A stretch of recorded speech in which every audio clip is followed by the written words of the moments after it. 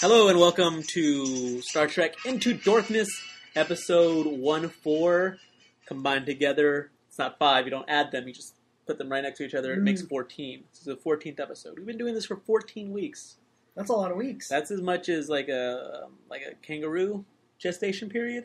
Is that right? 14 weeks? Is that right? Is that accurate? What lasts 14 weeks? What lasts 14 weeks?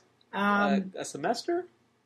Semesters are like 16, aren't they? Well, that's pretty damn close. Yeah, well, we're longer than a season of a cable TV show. Yes, we're longer than a season of Mad Men, shorter than an elephant gestation period. I can safely say that. Yeah, easily. This week we will be discussing Star Trek 4, The Voyage Home, Star Trek 5, The Final Frontier, and Star Trek 6, The Undiscovered Country. I always get the titles for 5 and 6 mixed up, even though I've seen them. What's wrong with you?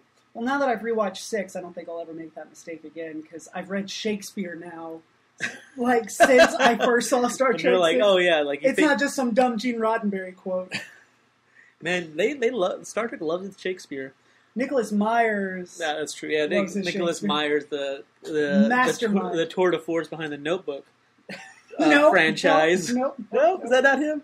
Nope. No, whatever. Whatever, then I don't care about this. Oh, then Notebook. Join us next week for the Notebook Into Darkness. Well, before we get started, you wanna talk about Iron Man some? I mean, it's been out for a week now. If you haven't seen it, now would be an excellent time to. Let's go ahead and talk about it. All right, we're about the 2-minute mark. We're going to give you. We're going to talk about it for 1 minute, exactly 1 minute. Okay. And so, I'll time us. So even if we're like we're in the middle of like some like great point, you'll just go, ah! And then you can start listening to us again. So okay. Look at your little timer or counter or whatever. See where it is. Starting right. The Iron Man 3 minute starts right now. I loved it. I thought it was great. Shit out of I thought the twist with the Mandarin being just an actor and it being like not an actual terrorist. I thought that was really, really well done. I thought Ben Kingsley was amazing in it. The script had thematic cohesion, which is something not a lot of the Marvel movies have managed to pull off. That whole we make our own demons thing, and the Mandarin plays perfectly into that. And I think people who don't like that didn't get it. Oh yeah, exactly. They're dumb. If you didn't like it, you're dumb. Specifically, dude from Up Rocks, we're looking in your direction. Fuck you. You shouldn't be getting paid to write. Anything, let alone Iron Man 3 reviews. At least not in English. But one of his beefs was, he's like, Robbie, panic attacks aren't like that. I've had panic attacks and I felt like I was dying. And someone was like, dude, when he had his first one, he thought he was dying. Like Rhodey had to tell him, you're not dying. And he was like, oh, well, whatever. Why didn't the Avengers come? All right, Iron Man 3 minute is over.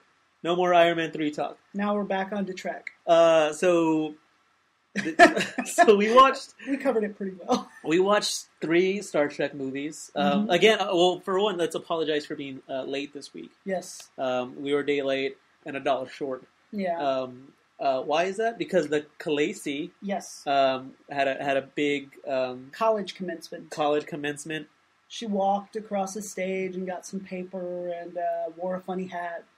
And then moved and messed with the funny hat at some point. Yes, messed with a piece of string atop the funny hat, along with a bunch of other youngsters doing the exact same thing. It's a fad, it'll pass, but big deal. There are people with air horns. Oh, those air horn people. Oh, UTA, man. But yeah, that took up. You were busy celebrating that as rightfully so. As rightfully so. And I had other obligations yesterday, so we couldn't record then. So we're recording tonight, and we'll be posting this immediately after we record. So don't you worry, those of you who can't hear us talking right now. So no, I mean if you're listening to this Tuesday night, like we're recording it Tuesday night. Yeah, like you're just hours away from us. Hours, just mere minutes even. Wrap your mind grapes around that.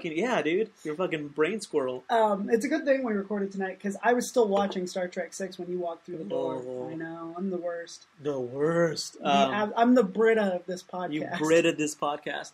So let's just dive into Star Trek 4, The Voyage Home. So much goddamn fun. Dude, I loved it. It's so charming. I've realized, I don't know what it is. Maybe it's I have too many distractions, or what. That's just life in this century, I think. I've got too many as well.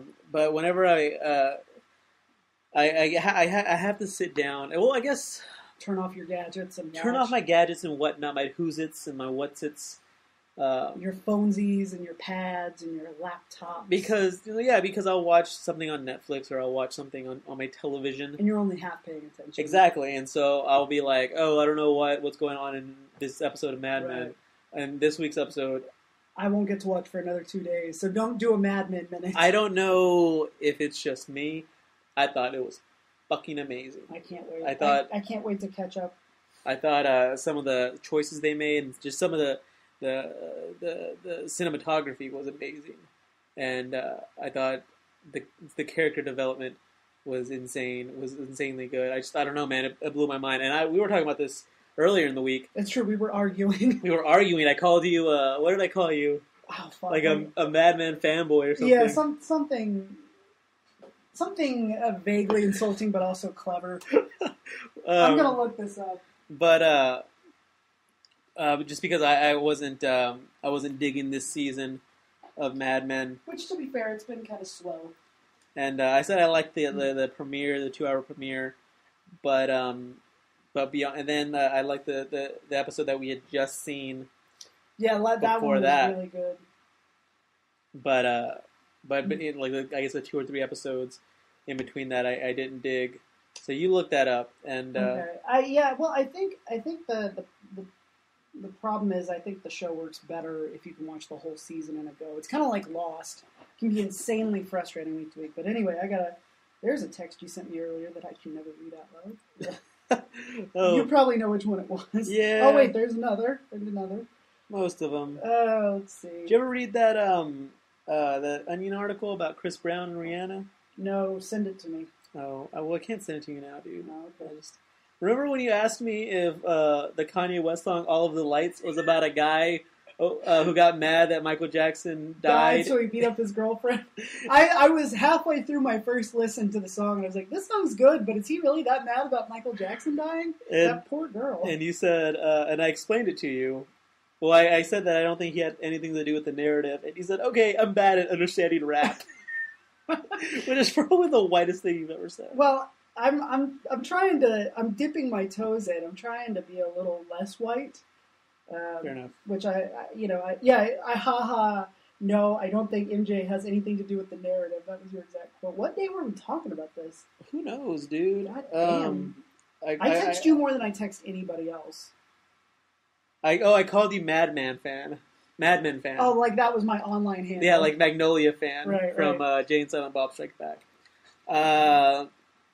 But this episode of Mad Men was good, as was Star Trek 4: The Voyage Home. Oh God! But I guess the point I was trying to make when we derailed. I watched this episode on my laptop with headphones on, and so I was just completely immersed, and I loved it. I think that's what I'm gonna start doing with Next Generation, is just watch it on my iPad because if I'm watching it on the TV, then I'm playing with my iPad. If it's on the iPad, for whatever reason, my eyes just lock on, and I'm like, yes, feed me. It's like my nipple, basically, and I'm a baby. You are a baby. Mad Men fan. So Star Trek 4, there's this big space dildo tube thing that's coming towards Earth, and it's like fucking shit up. It's causing like the waves to go crazy, and they basically figure out that this thing is going to destroy Earth before too long, and it's like sending out like this like beacon. Right, and they can't figure out what it's saying. Yeah, exactly. They don't know. Like none of their equipment works for it. Right. And it just keeps going on and on, disrupting everything, and so they're like, I don't know what the fuck's up. Yep. And so that's going on Earth. Right. Meanwhile, on Vulcan. Meanwhile, on planet Vulcan, the Magnificent Seven. Yep. Are living their lives in exile, pretty much, because previously on Star Trek, they had stolen the Enterprise and destroyed it. So that they could bring a dead homie back to life. Yeah, They poured out a 40 of Starship for him. And now they have a bird of prey. Klingon warbird. The Romulans have the bird of prey, right? No, the Klingons have the bird of prey. So what's the... Right? Yeah, the bird of prey. You're right. I'm right. I'm right about Star Trek. Yes. Me! Yes. Sergio. You're right. You were absolutely right. It's a, bird of prey. And they've sprayed a name on the side of it. The HMS... Bounty. Bounty, right. Because that crew, it's a famous mutiny, isn't it? The Mutiny on the Bounty, yeah. Right. It's a famous piece of literature, isn't it? Yeah. Trying to Nicholas Meyer this shit. And so they're like, eventually they're like, all right, well, we got to go to Earth and face the music. Face the music, meet our maker, do our time. And all the standard cliches. And they start making it out there, and they run into like the dildo, and Spock's like, "Oh, that shit, that honing signal, that beacon that that it's doing, it's the same like frequency as the now extinct humpback whale." And did they explain how he would know that? Is it because he'd just been immersed? Because when we first see Spock in the movie, he's immersed in like a learning thing where there are these 3 screens firing test questions at him all at the same time, and he's answering them. Like in Into Darkness, or in Star Trek 2009. Yeah, except instead of a little pod, it's just a cave. But yeah, I thought that was a nice callback. Now that I know what it is. I assume you've prepared new insults for today. Yeah. Affirmative. Just say yeah. Be like, yeah, faggot. That's one. That's one we prepared. Insult the second. So Spock knows. Spock, because he's Spock, and he's half human, so he knows everything about Earth. And so he figures it out. Trick or treat. And they pull the old slingshot around the sun maneuver that they did in season 2. Right. They decide to go back in time. They send a message to Starfleet. What episode? Tomorrow's yesterday. All tomorrow's yesterday with the fighter pilot. No, isn't tomorrow's all our yesterdays? Is not all our yesterdays. God damn it! We should know this. We're better than this. Oh yeah, because we didn't watch like 80 episodes in 2 months or whatever. It's season 1. It's a good one. Is it season 1? I thought it was towards the end of season 1. Tomorrow is yesterday. Yes. That same move. They slingshot around the sun, which but they do it with a really trippy like early CGI sequence where gray faces are popping up out of the ether. Yeah, it's really weird. And what's weird is that they don't repeat it later when they spoiler alert, when they come back. They just do a fade to white, and then everybody's like, we'll come to that later. But so they go back in time to 1986, which was when the movie was released. Right, the 20th anniversary of Star Trek. So this was also a celebration movie, and I think that they picked just the right tone for it. Yeah. They go back to 1986 to bring some humpback whales. Yep. Back before they were extinct. To talk to this new V'ger type thing. Yeah. This movie's so good that it steals the same plot hook from the first motion picture and from The Changeling, but you don't recognize it because it's so much better. Yes, absolutely.